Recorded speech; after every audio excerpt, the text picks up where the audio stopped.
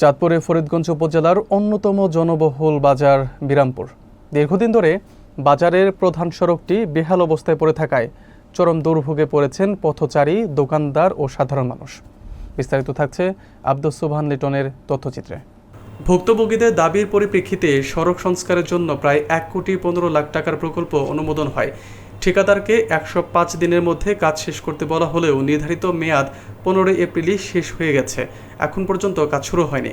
ঠিকাদারি প্রতিষ্ঠানের প্রতিনিধি আফজাল হোসেন জানান, বর্ষার কারণে বিলম্ব হয়েছে এবং তারা মেয়াদ বৃদ্ধির আবেদন করেছেন। তবে স্থানীয় ব্যবসায়ীরা অভিযোগ করেন, সড়কের অবস্থা এতই খারাপ যে নিজেরাই ইট ফেলে চলাচলের ব্যবস্থা করছেন। এতে বাজারে ক্রেতা কমে গেছে। ফরিদগঞ্জ উপজেলা প্রকৌশলী আবরার আহমেদ বলেন, ঠিকাদার সময়মতো কাজ শুরু না করায় কার্যাদেশ বাতিলের জন্য পত্র পাঠানো হয়েছে এবং দ্রুত পুনরায় টেন্ডার আহ্বানের প্রক্রিয়া চলছে। স্থানীয়রা দ্রুত সংস্কার এবং সংশ্লিষ্টদের জবাবদিহি নিশ্চিত করার দাবি জানিয়েছেন। রাস্তালে আমরা গাড়ি চালাতে পারি না, প্যাসেঞ্জার কাটিয়ে ফিরে যায়, অনেক কষ্ট আছে। আপনার সিজারের রুগী থাকে, নিতে পারি না। রামপুর বাজার থেকে একদম কালীবাজার সোলাখালী ব্রিজ পর্যন্ত এই রাস্তাটা বের অবস্থা। এই রাস্তাটাতে আমরা সরকারের কাছে আবেদন করতেছি, এই রাস্তাটা দ্রুত রাস্তাটা মেরামত করে দেয়। এরিয়া যে বহুত বছর ধরে এখন চলতে আছে না কোনো কিছু। আমরা হুলালি তো জান কি অবস্থা, তাহলে হুলালি পর্যন্ত রামপুর পর্যন্ত এত কাজকর্ম চলতে আছে, এত কিছু চলতে আছে। এই যে বাজারের ডাক হইতেছে, হাজার লক্ষ লক্ষ লক্ষ লক্ষ টাকা ডাকের টাকাগুলো যায় কোথায়?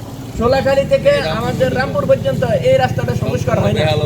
আমরা কত দুর্ভোগে আছি, আমরা কত কষ্টে আছি, কিন্তু আমাদের আসলে আমরা ব্যবসা বাণিজ্য করে খামু যান, আমরা অসহায় মানুষ, আমরা করে খাইতে পারি না। রাস্তার জন্য কাস্টমার আসে না, রাস্তার জন্য গাড়ি ঘোড়া ঢুকতে পারতেছে না।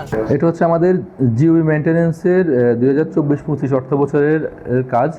তো আমরা হচ্ছে কাজটা বাস্তবায়নের জন্য হচ্ছে ঠিকাদারি প্রতিষ্ঠান ট্রেডার্স বরাবর হচ্ছে কার্যাদেশ প্রদান করা হয়েছিল এবং 15/4/2025 সালে হচ্ছে কাজটা শেষ হওয়ার কথা। কিন্তু হচ্ছে ঠিকাদারি প্রতিষ্ঠানকে আমরা বারবার তাগিদপত্র দিয়ে, মৌখিকভাবে তাগিদপত্র দিয়ে এবং হচ্ছে লিখিতভাবে জানিয়ে এখন পর্যন্ত কাজটা স্টার্টই করে নাই। তো পরবর্তীতে হচ্ছে আমরা কাজটা বাতিলের জন্য সুপারিশ করেছি। আশা করি হচ্ছে কাজটা বাতিল করে হচ্ছে পুনরায় টেন্ডার করে নতুন ঠিকাদারের মাধ্যমে আমরা কাজটা বাস্তবায়ন করতে পারবো।